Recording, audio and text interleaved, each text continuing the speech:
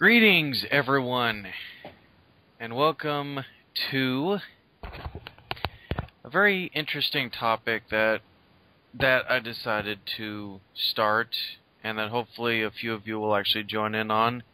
This is actually something that myself and fwwaller, who will be joining me, have pretty much thought about for a while, which is kind of the, shall we say, what's the best word that we can use here, Ian, to describe the current state of comic books?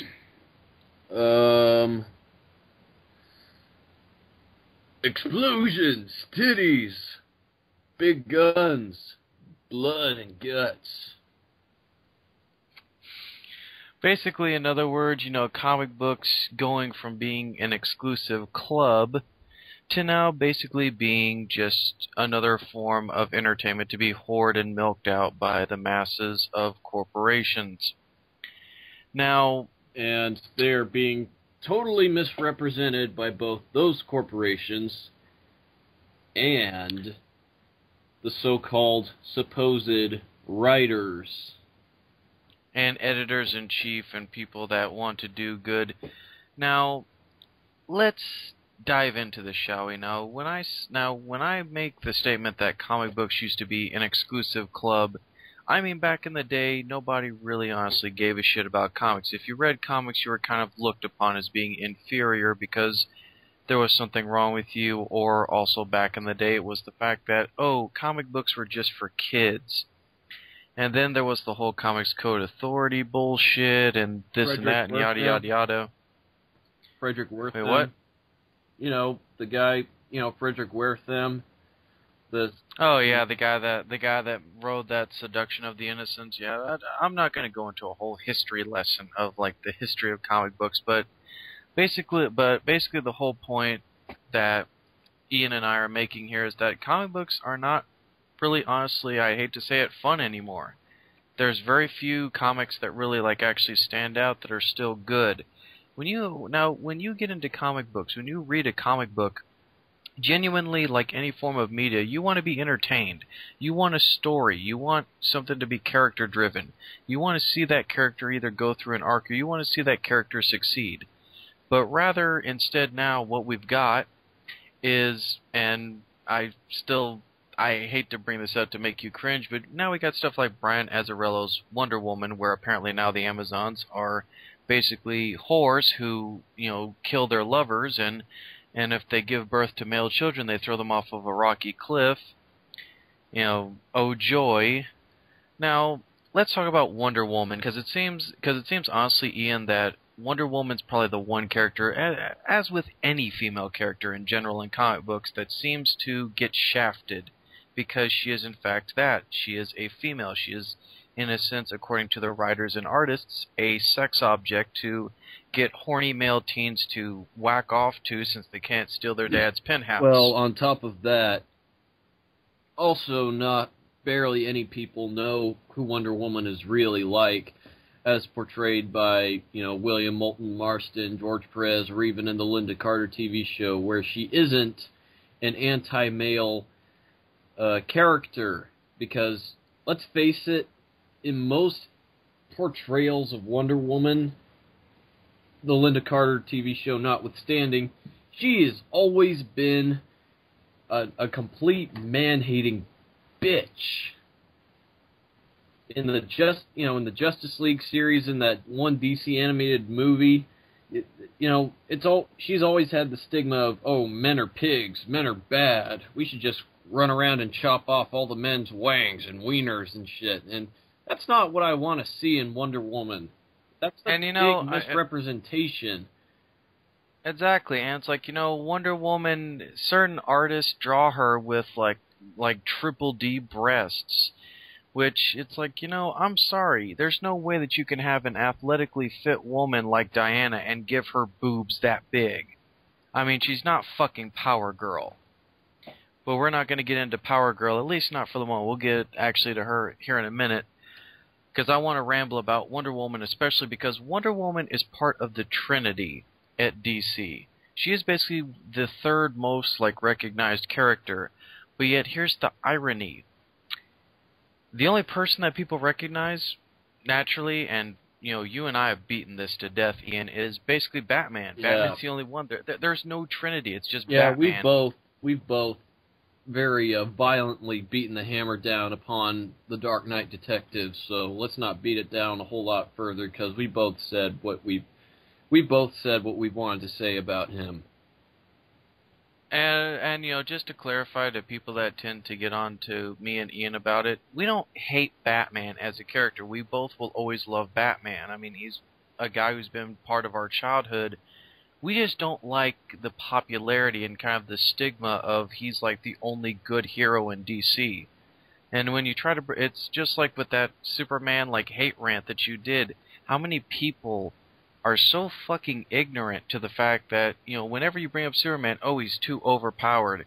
This isn't the Silver Age. This isn't the 50s or the 60s or the 70s or whatever. Back when John Byrne did the Man of Steel run, he actually made Superman vulnerable. A Tomahawk missile in today's society of comics can actually stun Superman, or at least, actually hurt him a little bit. It would give him pause. And on top of that, whenever Superman fought guys like Metallo, whenever Superman would just crush the kryptonite inside Metallo's chest, Metallo would still be able to beat the shit out of Superman. Superman actually had to work to fight back against John Corbin. And you know what? The 90s animated series was great for that, because Superman got beat up a lot. Hell yeah. Like, Superman, I mean, most people would...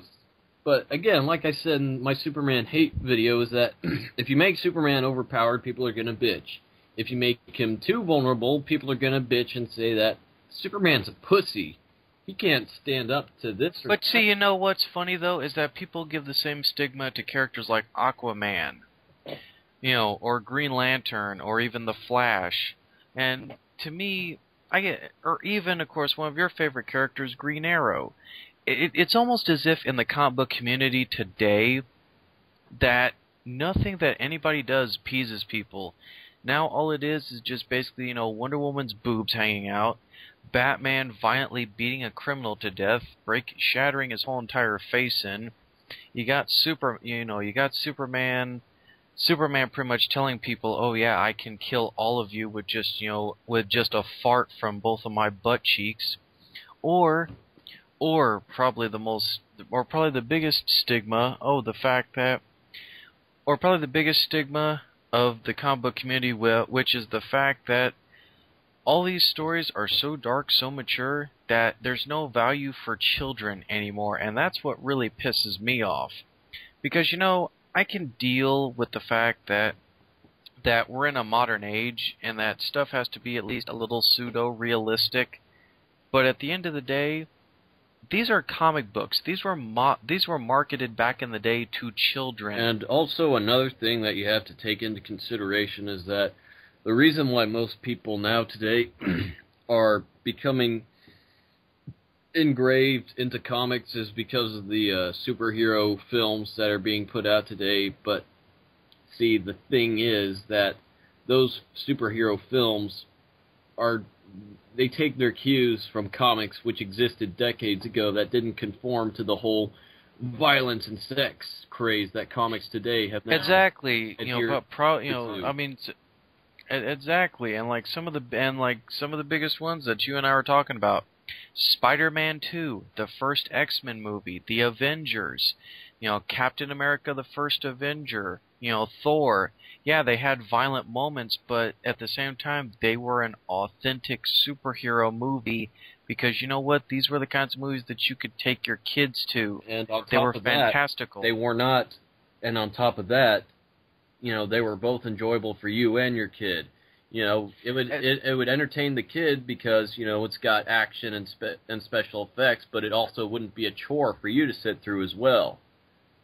Exactly, and that's the way that comics should be. We should have more stuff like, the George Perez Wonder Woman, or the John Byrne Superman, or like the Walt Simonson Thor. Stuff that holds our attention, tells us a story, but at the same time, doesn't beat us over the head with morals, or, I guess you can say super complex character development. And while we're on the subject of the films, one thing that I actually wanted to say, going back a little bit to DC, is that we've, as far as Marvel goes, we've seen a crap load of Marvel movies based on Jack Kirby characters. We've seen the Hulk, we've seen the X-Men, we've seen the Fantastic Four, we've seen Iron Man, we've seen Captain America, Thor, we've seen the Avengers.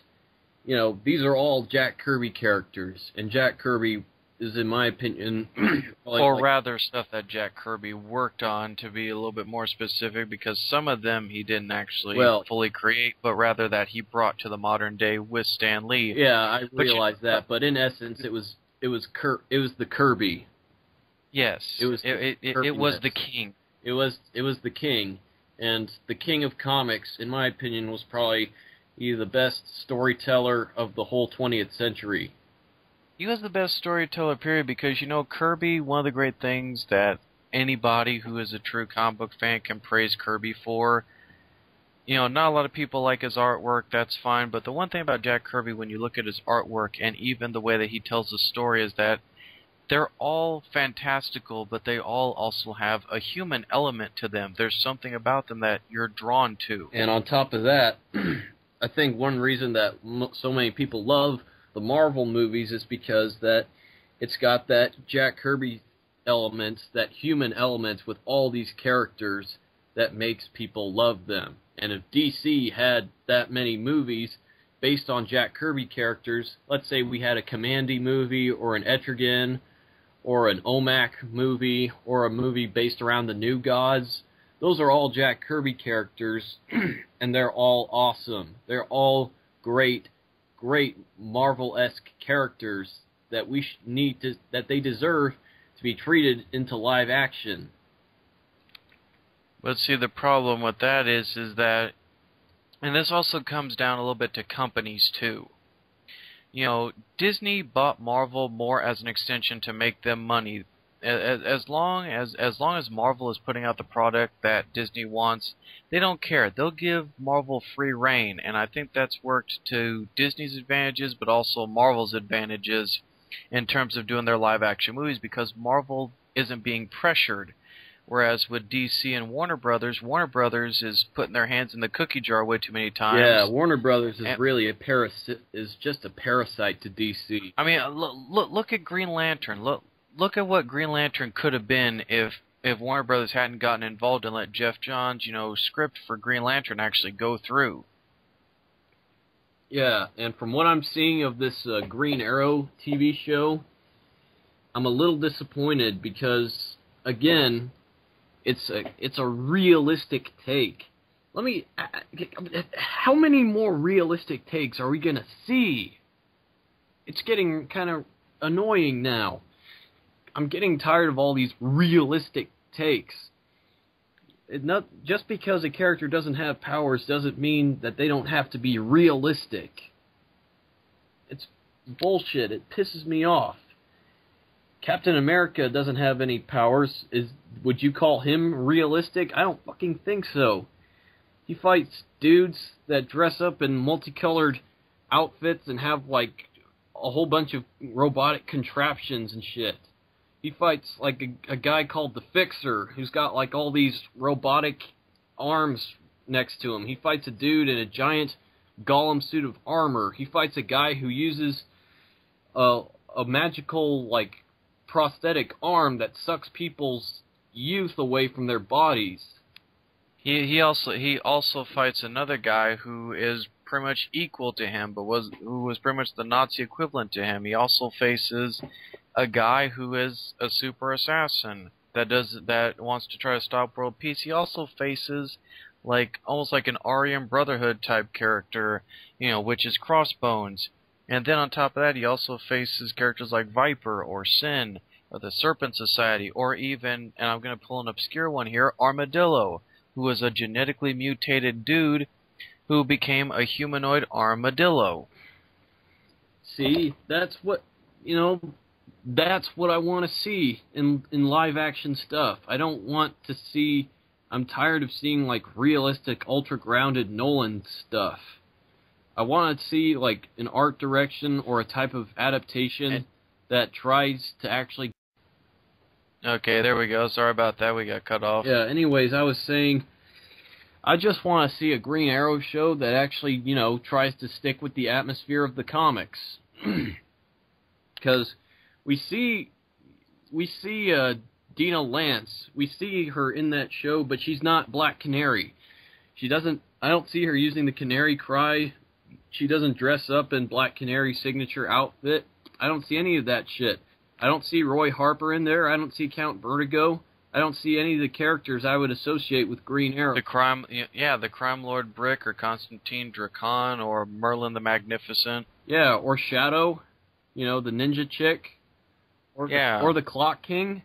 I mean, come on. I know they may not have... The Rainbow Archer. I know they may not have the budget for it, but honestly, if you don't have the budget for that type of Green Arrow show, then don't fucking do it. On top of that, I think something else that you and I need to also bring up, I think, too, coinciding, is Iron Man 3 and how they always seem to want to do, like, tech-based villains. And this is something that you, me, and I think... I don't know if... I vaguely recall, I think we discussed this through, like, messages or actually on here on Skype, you know, one time with, I think, like, the Mount Vernon kid and a few other people. But it kind of is a little annoying that, especially that whole Shane Black saying, oh, the Mandarin's a racial archetype. You know, just say that you don't want to add him in there because you think that the Makuan rings would make him seem too much like a sorcerer. Yeah, which to me, that's a bullshit excuse. Exactly, which to me, it is. It's bullshit in the fact that, you know... How many other stereotypical caricature people have we seen in all the other Marvel movies? You know, look at Captain America himself. Look at Steve. Well, it's not even just that, Ian. It's simply the fact that, you know, they want to use tech-based villains with Iron Man, and I'm sorry, okay, the first two films maybe, but, you know, Avengers has passed. We've seen Tony fight aliens. It's time to bring in the more obscure characters. Bring in characters like MODOK or AIM or, you know, Magia. Bring in, you know, like the living... you say MODOK. You know what? As much as I fucking hate Humpty Dumpty, you know, he's not a realistic character. We're not going to see him in real life. So it's one of the few times that I can honestly say that, you know, Humpty Dumpty in his big fucking floating wheelchair would be appropriate. But also, you know, Technovore, the Living Laser, Ghost. These are characters that really, they're very fantastical. The Melter. Like, you're not... Yeah, exactly. The Melter, the Controller. Like, granted, these are tech-based characters, or even probably one of your favorites, and I would love to... Yes, even Fing Fang Foom, but then people would be like, oh, why does Iron Man have to fight a giant dragon? Bitch, he's a modern-day knight. Why the fuck not? Exactly, it's like, why not? It's like he took down a giant floating, like, worm thing of the Shantari in the Avengers. Him fighting a giant dragon should be no stretch of the imagination if you can accept that. Yeah. And, you know, he doesn't even... But it's not even just Iron Man, it's just in general. We'd want to see the more fantastical villains. I would love to see a live-action Batman movie where Batman fucking fights Clayface. I want to see that. Yeah, and I want to see a Superman movie where he fights Darkseid. Or Mongol. Or Mongol. Or freaking... Or Brainiac. Or Parasite. Just any of them. Exactly. Or Metallo. Or even Atomic Skull or Silver Banshee. I mean, for fuck's sake, it's not really that hard. It's not like that they don't have the budget to do these characters. They just don't want to do them because they think the general audience is... And that's something else that you and I got to jump on the bandwagon here for. Now, why is it that it's always the general audience, whether it be in the comic books, the movies, the video games, etc.? I understand that, you know, you want to get asses into seats in the movie theater. I realize that you want to get comics sold. But doing shock value death shit, doing stuff like the New 52 and completely screwing over not only continuity, but screwing up characters... No, I'm not saying that I'm against the fact that DC recently announced that Alan Scott's gay. I could give two shits about that. What does bother me is the fact that they made it a very rash decision.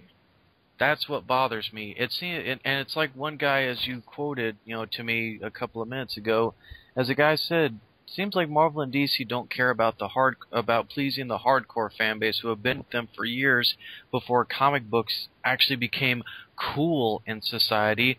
Now what do we got? Oh, all we got is like these roided up, Jersey Shore rejects who they read Batman because they think they're gonna get fucking laid. I'm sorry, but it don't work like that. It really doesn't. You can't rely on gimmicks to get people to care about the characters. You gotta have interesting stuff happening. For example, you gotta have Thor get replaced by an alien who looks like a horse, okay? You gotta have Spider-Man wearing a black outfit that's actually a living alien creature. You gotta have Captain America fighting his old war nemesis. Now, what do all these events have in common? They're events. They're interesting story arcs that develop. Or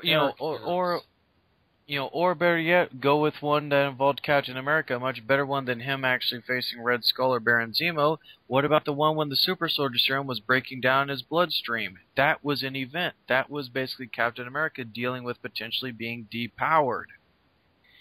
It's like, that's all good and well. Or, Thor having hollow bones and so having to be careful about taking too many hits. Otherwise, otherwise having his whole entire body completely shattered to dust. And you want to know something?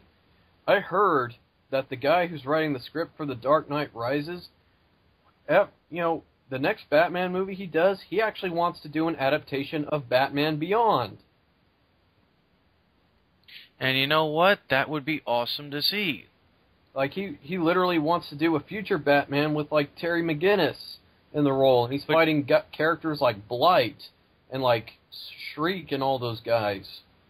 And you know what? On top of that, that's also, I think that's what pisses me off about not only the comic book industry, but the fan base in general now. It seems like basically it's trying to get new readers and trying to get asses in seats for movie theaters, as I stated, but it's the extremes that they go to, Ian, that I think pisses people like you and me off who have read comic books for quite a while. It's the tactics of it that are very deplorable and dishonorable, I think.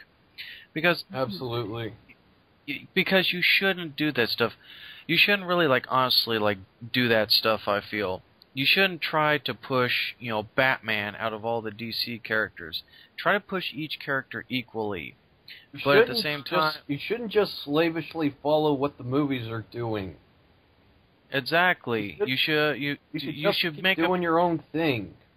Just because a movie just because the newest Batman movie shows the Joker without Harley Quinn in that, doesn't mean that Harley Quinn should just magically disappear from the Batman comics preceding that movie. But see, that's the problem with a lot of the general audience that are getting into comic books. They follow strictly the movies, which, okay, I understand that. Most of us grew up on the Batman animated series, and that's how we got into Batman. Or the Superman animated series to get into Superman, blah, blah, blah, etc., etc.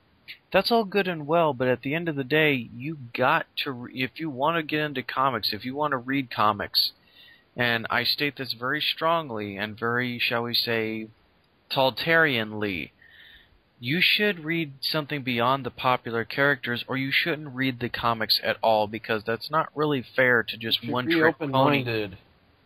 Exactly. You should remain open-minded. You need to broaden to your what's horizons. out there. It's just like when you're trying anything else that's new. You need to see more of it to figure out if it's really for you. Okay? Exactly. If you want to find out what a new type of pizza tastes like, you don't just have one tiny little bite and that's all you'll ever want, because then you won't really figure out if you like the pizza. I know that's a kind of a retarded analogy, but that's the best I can come up with off the top of my head. Exactly, and it's but thinking that's society now, Ian. People can't think for themselves. They're basically mindless sheep, or they like to bandwagon so they feel that they fit in. And the lack of open-mindedness is probably why we will never see a movie about Kamandi, Etrigan, or the New Gods. Or even Wonder Woman. or even the Flash or anything else, because people just obviously don't want to unbury their head out in the sand. People in this generation now, whether it be parents or kids, they've basically, especially when it comes to comic books or superheroes, they bury their head in the sand like a bunch of damn ostriches. They would rather be ignorant. They'd rather be ignorant to everything that goes on around them. And I think it's a sad day in this generation, especially when you can't even give a kid a Spider-Man comic. A Spider-Man comic! Yeah, seriously, what the fuck is up with that? It's Spider-Man. He's supposed to be kid-friendly. Spider-Man, I shit you not, is the most popular character with kids. Exactly, and most of the time, most kids actually, and you know what? You know who else is also a popular character with kids? Ironically, is Superman. You want to know why Superman's popular with kids? Because he's fucking Superman. He's fucking Superman. But then people are like, oh, well, there's no point, of having all the other DC heroes around. Superman can just do everything, and I'm like, bullshit. Superman can't do everything. He may be able to fly, speed, freeze people with his breath, shoot lasers out of his eyes, but that doesn't mean that Superman can't get fatigued like anybody else. Yeah, and he usually gets overwhelmed whenever an invading force like Brainiac or Darkseid or Hank Henshaw attacks Earth. Then he can get pretty easily overwhelmed. Or even it's just like people giving Aquaman shit. It's like, oh, Aquaman just talks to fish. Okay, let's do some geography here for a second. Now, correct me if I'm wrong, Ian, but our world, the planet Earth, it's made up of what, like 75% water? There's like seven seas around the entire Earth. Yeah, and most of it is salt, which most regular humans can't really survive on. But see, on top of commanding all the sea creatures of the earth, he also takes command of some of the more fictitious sea creatures, like giant sea dragons and Loch Ness monsters and giant sharks and creatures, giant squids, and he can use all those creatures to attack buildings and destroy shit. But see, the only weakness that Aquaman has is that, at least for is that depending on how hot it is and how much, he's sweating, he can get fatigued and pass out very easily. But beyond that, Aquaman, he's just as strong as Wonder Woman or Superman. Underwater, he's as fast as the Flash. And plus, have you seen how Aquaman fights? He's a brutal mofo. Exactly, Aquaman, and I mean, plus on top of that, the dude is a king. He's royalty. He's the king of Atlantis. He's the king of a mystical group of, mer people. I mean, I don't get it. I really don't, not even with just Aquaman, but I just don't get it in general, Ian, well, it's because why? Most people's idea of Aquaman comes from the Super Friends. Well, no, I'm not talking about just Aquaman. I'm talking about I'm trying to express, although I keep stuttering here, on just what is the thought process here for most people in this generation? What is the thought process in thinking that, oh well, all these characters suck, but Batman or Deadpool, and on top of that, they got us, a lot of people, especially Joe Quesada and Dan Didio, got to stop fucking up with these characters. I'm sorry, but when you write a character out of character, you write a character out of character.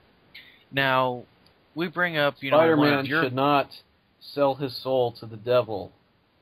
Exactly. We bring up, Peter Parker in One More Day. A fine example of how a company should not, take one of their most beloved characters and completely fuck up everything that happened in that character's history and then try to rewrite it. Yeah, there's just some things that you do not do with certain characters, and considering Spider-Man is a paragon of responsibility, selling your soul to the devil, which I'm pretty sure his aunt and uncle would completely disapprove of, is pretty far from responsible. Yeah, it is quite irresponsible that Peter would sell his soul to Mephisto, but not even sell his soul, but sell, the marriage to MJ and all of his history and everything.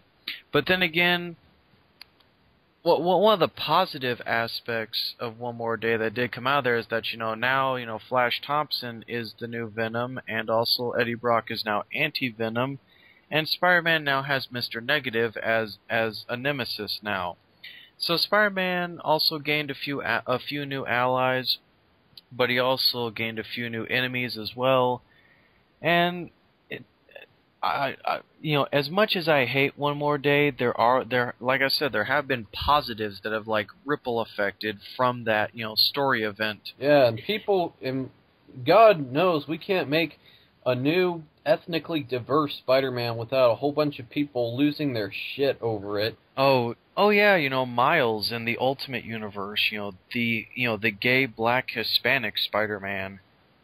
Which, you know what? I'm gonna go ahead and say it. I'm in the majority on this. Screw a lot of you, but I actually like the idea of Miles, and I like the Spider-Man book that they're gonna work on. Because you know why I like the idea of 616 Pete meeting Miles in the Ultimate Universe? It reminds us of a certain Spider-Man that Peter David created. I believe most of you know him from the Shattered Dimensions and Edge of Time games as Miguel O'Hara, the 2099 Spider-Man. Same concept, people. And you know what? That's also something that I think from the 90s that they need to kind of bring back. They need to bring back new, fresh ideas. When Peter David created Miguel O'Hara and a few of the other 2099 type stuff, that was great because it was something new. It was something different. We got to actually not so much focus on Peter Parker, but focus on, I guess you can say, a legacy thing. Actually see somebody who took up the mantle. And that's always kind of cool. It's just like with Terry McGinnis and Batman Beyond. It's like Jaime Reyes and the Blue Beetle. Or for a time, Dick Grayson when he took over as Batman, or Bucky Barnes when he was Captain America. There's nothing wrong with switching it up, but see, the problem with that is that people get all antsy and offended because, they changed, the character up. This is wrong. This isn't right. Dick Grayson shouldn't be Batman. And I look at these people and I go, why? Why does he not deserve to be Batman? Because you know what? I'll say it flat out. Bruce was trapped in time. There was no fucking way he could have gotten back at some point. So, in my opinion, you know what? For all the bullshit that Dick Grayson went through, he deserved to be Batman. Yeah. And you know what? Same thing could be said for Bucky Barnes. All the shit that he went through with Winter Soldier, and went through the trial of Captain America, all the embarrassment with Helmut Zemo, and him wondering that he wasn't worthy or tainted to carry the mantle, and Steve Rogers egging him on the whole entire time. You know what? We saw Bucky as a much more I guess you can say a much more grounded Cap in the respect that, he felt the weight of the world on his shoulders. He felt what it felt like to be Steve Rogers when he was in that moment when he was Captain America. And you know what? That's what we call character development. Yeah, which is something that most people tend to ignore, considering whenever they biasly talk shit about Superman. I'm going back to the whole Superman thing, and even to the Mandarin, because when people say shit like, "Oh, Superman's overpowered" or "the Mandarin is racist," they ignore all the decades of character development that these characters have had to grow, and they look at just a stereotypical, poster book version of that character. They just look at one version of that character and say, "Oh yeah, he's overpowered," or "he's racist." That's also kind of what's going on here. Some guy just randomly looks at Wonder Woman and say, "Oh, well, she sucks because she's sexist because she wears an outfit that's extremely revealing."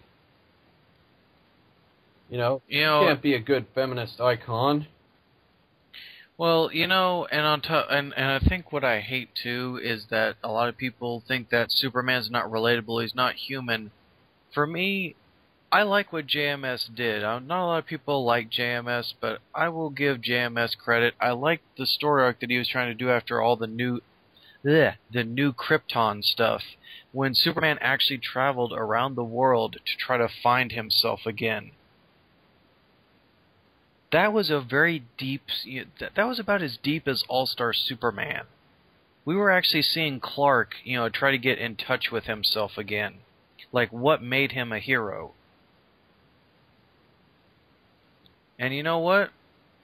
I actually liked that. I thought that that was great. Superman actually wondering if people really appreciated him. Stuff like that needs to be put in comics, and stuff like that needs to be expressed. Because, and I'm going to go ahead and get a little sentimental, a little emotional with you guys, but you know what? Growing up with autism and reading the X-Men very much impacted my life. Because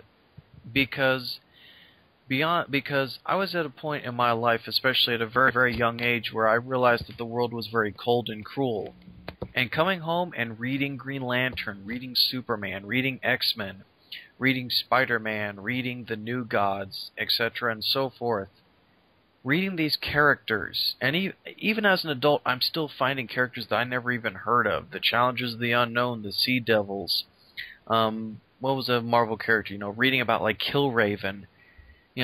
I'm finding out new characters every day, but at the same time, I'm being open-minded to the fact that most of these characters were from not only beyond from before I was born. I'm tripping over my words here. That were before I was born, but I'm looking to the past to try to save the future, if you will, in terms of comic books, because I feel. I don't mean to interrupt you here, Steve, but for me, growing up, I loved reading Green Arrow because, personally, I could relate to him because, I had it pretty good growing up. My family made a pretty good amount of money, but me personally, I never really felt like... I always felt like I was superior to people, but not in a good way. I always felt like other people shafted me because I was better off than them. But reading Green Arrow, that made me, that made me try to be selfless and to try to help those who are less fortunate than me. Same goes for Spidey. Spidey taught me how to be responsible and to use my advantages to help others. Exactly, and you know what? And I'll tell you right now, a lot of people say that comics are for kids. Comics are nothing. And it's funny because for people like you and me, or even like the Mount Vernon kid, or Ziploc Gory, or anyone that's read comic books for a long time, especially since our youth, that's bullshit. Comic books can teach you so much, and believe it or not, it can impact your life if you let it. I read so many Superman books growing up that now, I granted, as I say, I kind of teeter-totter, with my morality, but my devotion to wanting to try to do good is very strong. I mean, I'm wanting to try to, initiate public speaking. I want to talk to, like, I should say, like, upper elementary to, like, junior high and high school kids. Kids that are down and out, kids that feel that they don't really have much to live for, and just tell them, look at me, look at what I've achieved. Anything is possible. That is exactly. That's why I look at that scene that Vic, I cannot speak, that Victor or Ziploc Gory had stated in All-Star Superman, and I love that scene. It's a very choked up scene where that little girl's about ready to commit suicide, and Superman just he hugs her. He's basically got her in his arms, and he just says, you're stronger than you think. And that strikes a very strong chord, Ian, because that's what superheroes are supposed to be. That's what superheroes are in society. They are meant to... Our ultimate reason for even bothering to do this video is because we are both worried that the kids today, cannot be exposed to the same, moral, heartwarming type of lessons that we grew up with, that the comics of our time taught us. We're afraid that the kids nowadays are learning the wrong thing from all these comics that promote, sex and violence, If I constantly see young kids, when I walk into a store reading a Spider-Man comic, and I'm afraid for them because I'm afraid that comic may feature some insane gore and violence and shit, And it's like, you and I both come from a background, Ian, especially as many others, that, comic books, as I said, have been a big impact, and simply in the respect that, it did teach us moral lessons. It gave us stories, about characters that struggled. That's why I love Chris Claremont's run on X-Men, because Chris Claremont basically took the X-Men... Boy, did he ever create a shitload of awesome stories. Exactly, and I mean, look at God Loves, Man Kills, probably one of our buddy, James Tanaka-Con 1985's favorite stories. Look at the Dark Phoenix Saga. Look at the regular Phoenix Saga. I mean, Chris Claremont, to talk about him for a little bit, his run on X-Men, he didn't just create, awesome kick-ass superhero stories, but he basically took what Jack Kirby and Stan Lee started with, the whole theme of, prejudice and racism and whatnot, and he completely blew it out, but he blew it out in a way that you actually literally sympathized with every character. And that was a great thing. You felt for Colossus, in being the gentle giant. You actually were very, touched and heartwarmed by Nightcrawler whenever, he'd be the shoulder to cry on for people. And look at what Walt Simonson did with Thor, because when Kirby did Thor, he did Thor with, the same type of, legendary mythological adventure mood. And Simonson took that idea, and he not only ran with it, but he took it, ran with it, and ran like 800 different world Olympic marathons with it.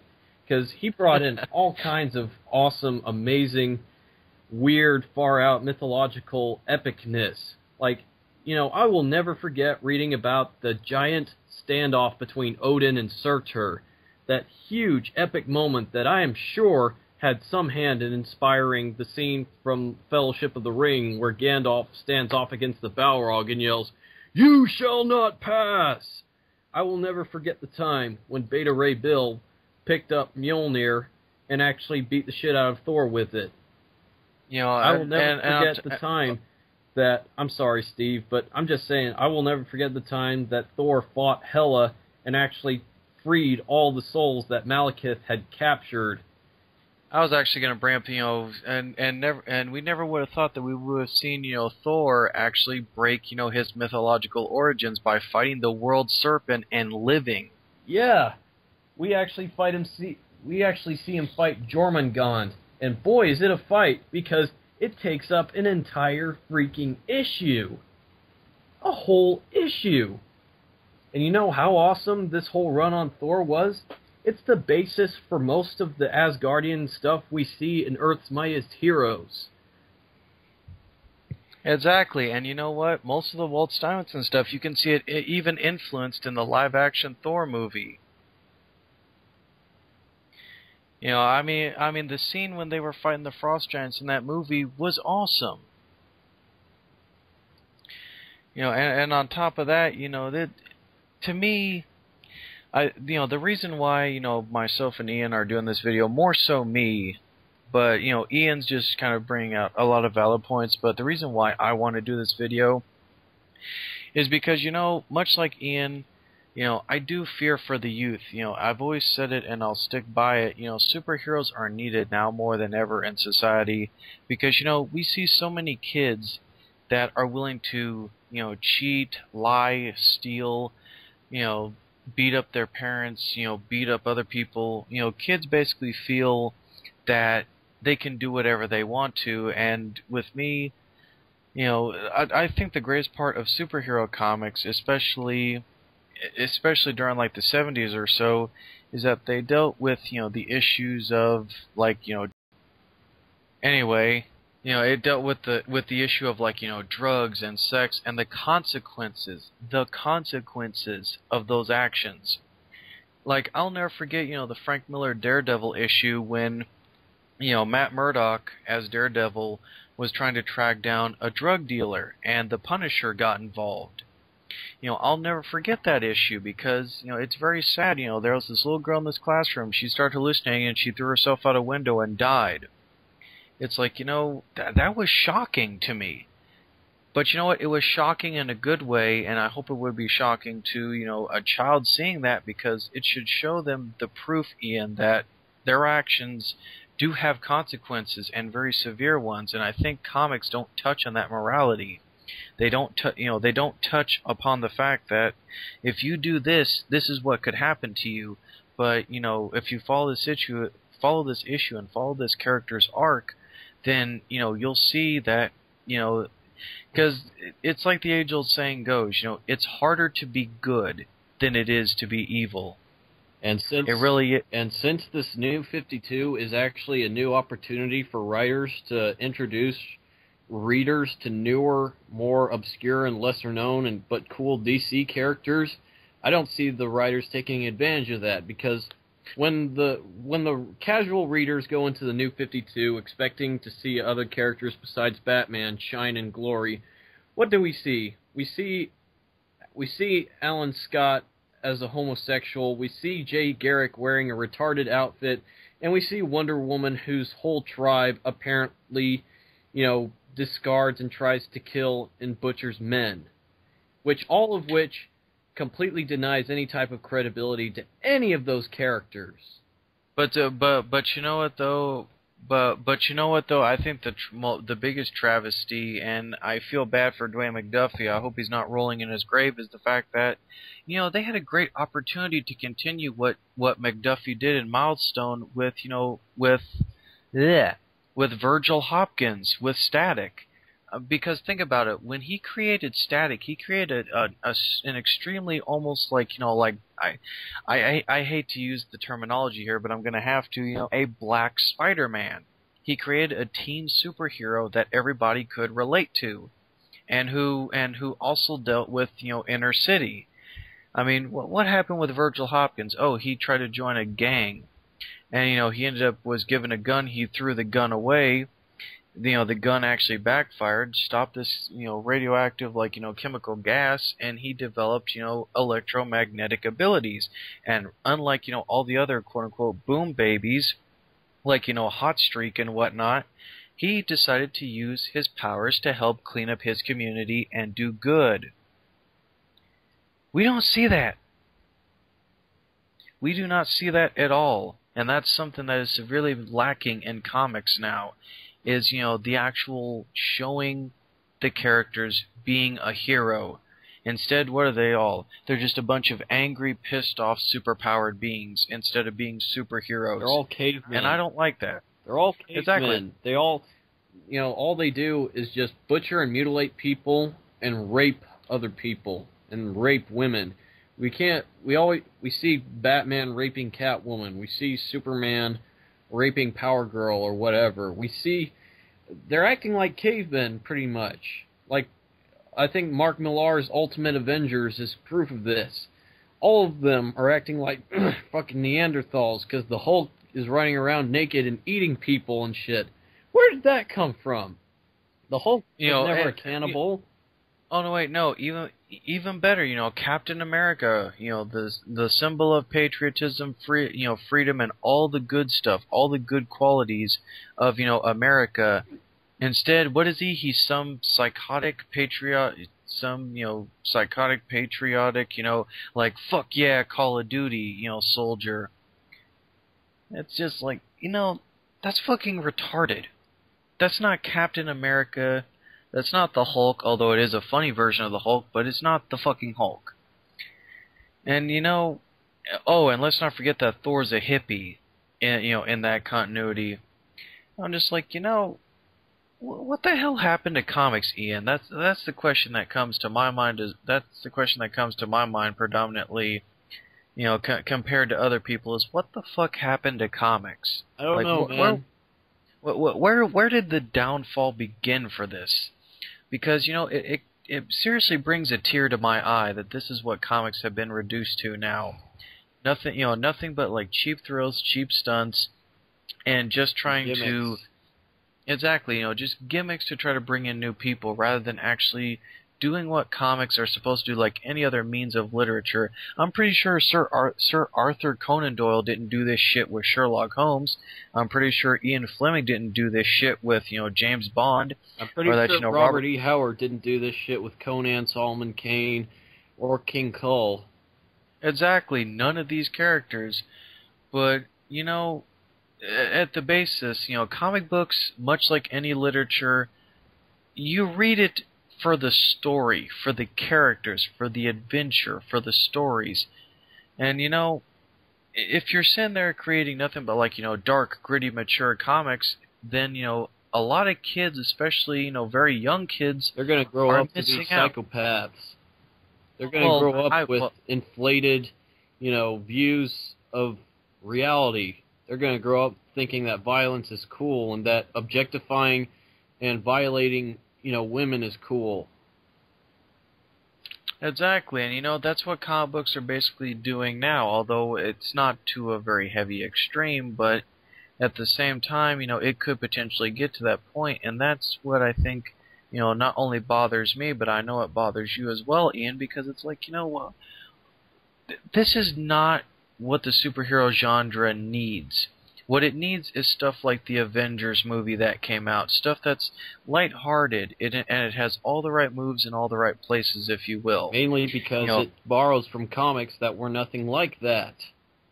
Exactly, it borrowed from comics that could be serious and, you know, had the potential to be dark, but was very neutral, was very balanced. It wasn't completely dark, but it wasn't completely light. It wasn't completely family-oriented, but it wasn't completely adult-oriented either. You know, it was basically, it was perfect. It was absolutely perfect.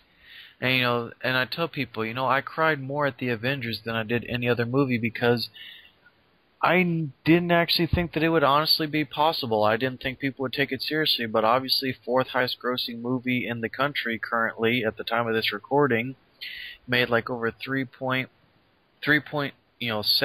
billion and counting. It's like, you know, I think it shocked both you and me for the fact that, you know, this movie has actually kind of revived, you know, the superhero genre. It's kind of given hope to those of us that have read comics for the majority of our lives. It's also reignited my hope in the film industry in general.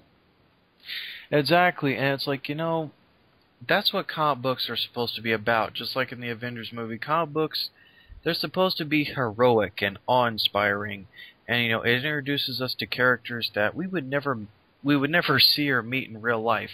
We're never going to meet a character like Superman. We're never going to see a character like Batman. We're never going to see a character like Wonder Woman. These characters exist in fiction simply as a focal point for the potential that we as human beings internally could become. You know, you look at the good that they do, especially in the older comics. You look at how heroic and selfless and noble and courageous they are. You know, when I look at Thor, when I look at the Marvel Comics Thor, I don't see a big brooding Viking. I see a guy who is noble, heroic, a guy who is selfless, a guy who, if you called him into battle, he would have your back. That is the Thor that I like. And when I think of Wonder Woman, I think of somebody who would talk a kid out of a school fight. I think of somebody who would take that one kid from the Virginia Tech shooting. She would disarm him and then just give him a hug and tell him it's okay. Exactly. These are the superheroes that we grew up with, guys. These are the reason why myself, Ian, and many others enjoy superheroes. This is why we have a passion and love for these superheroes. Because, these heroes have influenced our lives, and we want the next generation. We want our children's children, our grandchildren even, if we even get to that far in our lives. But we just want kids in general in this generation to feel that they have a sliver of hope. Whether they be inner city, rural, etc., kids, the kids in this generation, especially the ones that come from very bad domesticated homes, they deserve a chance. They deserve a slimmer of hope by reading, the comics that inspired us. So it's not really fair that with DC's New 52 and the missed opportunity, but also with, Marvel doing all the stuff that they're doing now, that basically, the children have to suffer for the art of the general audience. That, to me, is bullshit. Yeah. That's uncalled for. There's no reason for it. Total and bullshit. And it's certainly nothing that myself, Ian, or anybody else can stand for. Now, we can sit here all night and bitch and go on, but I think, you and I have made a lot of valid points. I think you and I have rambled on, Ian, and I'm pretty sure that at this point in the video, nobody's really honestly listening or even probably gives a shit. Well, I think it'd be best if we ended it here before we start trying to make it up as we go along, and then nobody will really be listening. Well, actually, no, you do have a valid point there. It's just, alright, you know what, screw it. Anyway, guys, let's just end the video right here before I start rambling on, and as Ian said, we make it up as we go along. Hopefully you guys have actually listened to this video and you've taken it seriously. Yeah, and please try not to view this as like the ramblings, as like just a couple of... Try not to view it as almost like two old guys bitching or whatever. I know we're not old guys, but I know we can certainly sound that way at some points, but some of the stuff we do say, you can't deny, has some type of value, has some type of fact in it. And there's points in it where you can't deny saying that, yeah, I've seen that happen. There's value to what we say, is what I'm trying to say here. Yeah, and there's a lot of truth in what Ian and I say, and I realize that we sound like, bickering fanboys, and that, we might as well accept the facts that this is what Marvel and DC do. Well, I'm sorry, myself or Ian or anybody else that actually has common sense and, reads these characters and knows these characters and loves these characters, I'm sorry, we just can't accept that. We can't accept that this is where, the characters in the comic book industry in general is heading. You can't really, especially with Marvel and DC, two big companies, the two biggest companies, that I can't accept that. I really cannot accept, what they're doing now. And I know for a fact that Ian doesn't either. But you know what? That's a whole nother topic for a whole nother day. Yeah. Yeah, we've said enough. Yeah, but yeah. I cannot speak, damn it. Rate, comment, subscribe. I would actually love video responses from some of you, but if not, then you can just leave a comment below. Yeah, I'll try to let as much of my subscribers know about this video as I can. Yeah,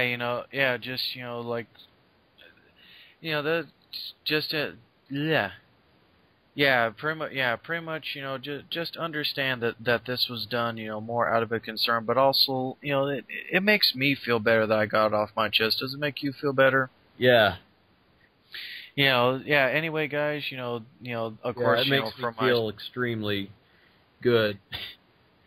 Anyway, of course, guys, as I cannot speak. Well, Why can I not I'm speak? fwwaller, a.k.a. Varmalis the Malicious, and I'm signing off alongside Steve here. Yeah, Steve, a.k.a. Sly Cooper 88, guys.